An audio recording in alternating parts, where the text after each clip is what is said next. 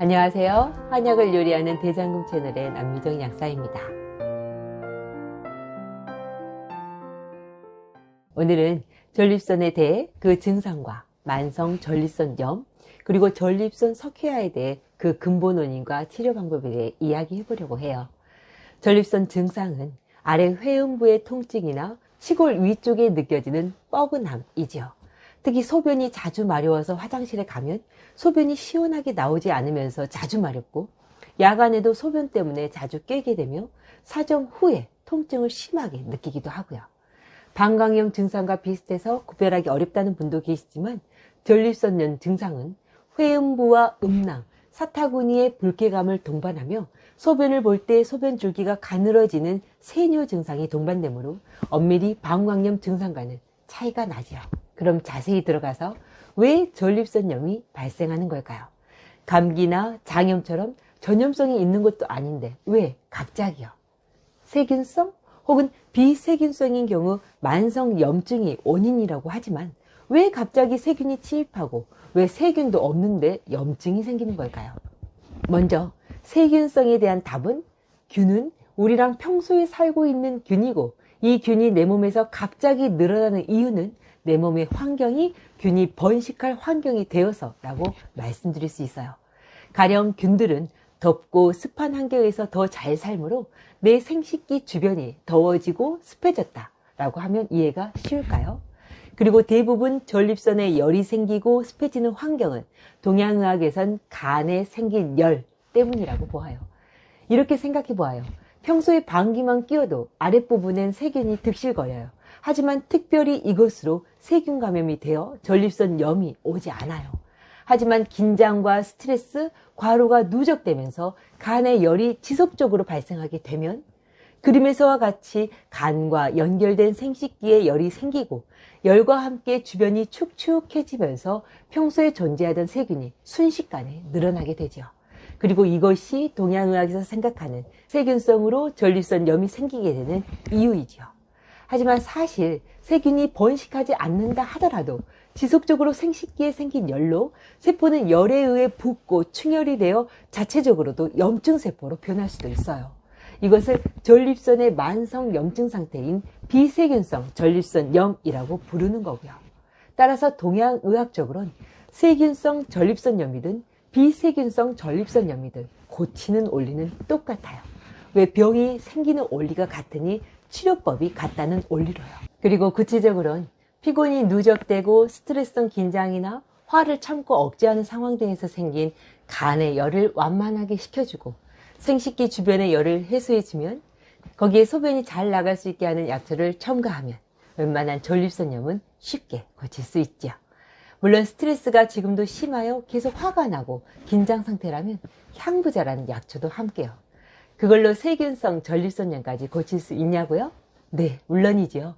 하지만 가끔은 증상이 발생한 후 시간이 너무 오래 지나 감염이 심해져 항생제의 도움을 받아야 할 때도 있어요. 하지만 피곤할 때마다 재발하는 전립선염이라면 사실 균의 문제가 아니라 내 몸의 상태, 즉 면역계나 다른 문제로 생각하고 치료도 다른 방법으로 접근해야 더 맞지 않을까요? 그럼 만성 전립선염은요, 세균성이든 비세균성이든 이미 염증이 만성화되어 있다면 사실은 간과 생식기 열이 문제가 아니고 전립선 세포가 건강하지 못한 세포로 이루어진 것이 더 문제라고 보아요. 가령 평소 기름지고 단 음식 혹은 라면이나 과자 같은 몸에 안 좋은 음식을 자주 먹고 여기에 술도 담배도 자주 하는 사람이라면, 혹은 타고나기를 하체 신장과 생식기가 약하게 타고났거나 또는 긴장을 자주 하면서 하부 생식기로 혈액이 온활하게 가지 못했다면 하부 생식기 세포며 전립선 세포는 약한 세포로 이루어졌다고 할 수 있어요.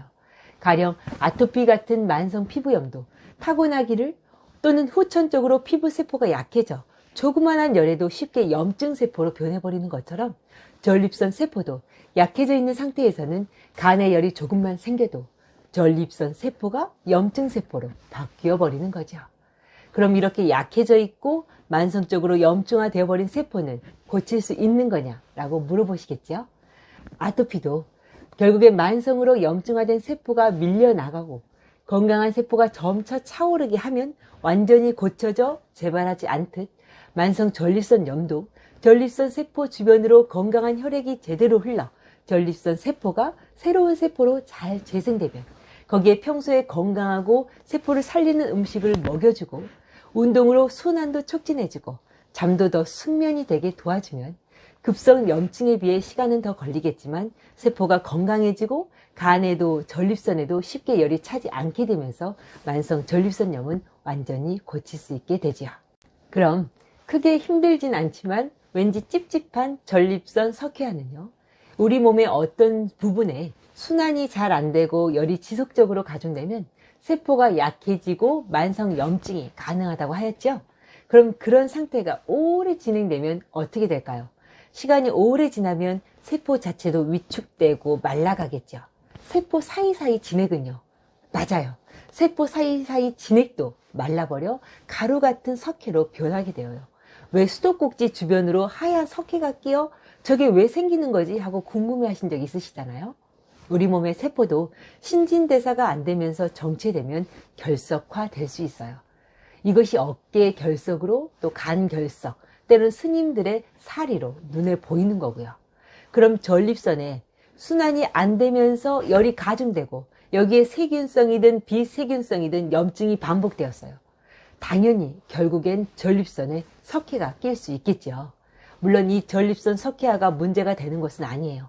하지만 전립선 석회화가 있다는 것 자체가 내 전립선 주변이 순환이 안 되고 정체되고 열이 가중되었음을 이해하고 지금부터 오랫동안 전립선 건강을 지키기 위해선 지금부터 할 수 있는 건강한 생활 습관을 시작해 보시길요.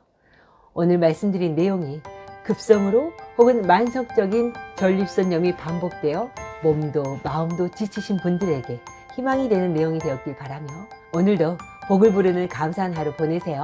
그럼 다음 시간에 다시 만나요.